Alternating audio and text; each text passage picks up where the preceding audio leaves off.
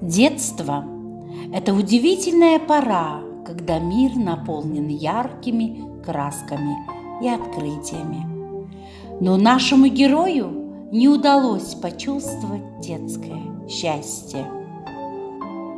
Его заставляли делать не по силу работы, унижали, говоря, что он виновник того, что мама стала несчастной. Он с детства не знал, кто такой папа, именно по той причине, что он их бросил. Мама его очень любила,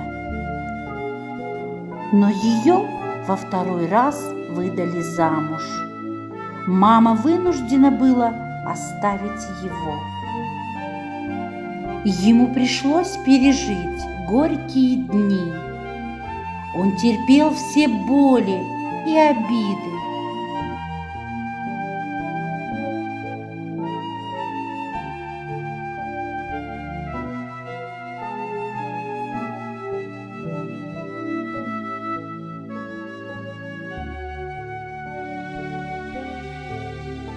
В школе он себя вел не по-детски.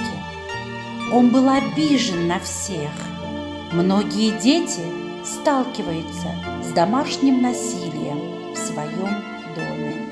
Жесткое обращение с детьми причиняет страдания детям, а также приводит к стрессу, нарушению развития мозга.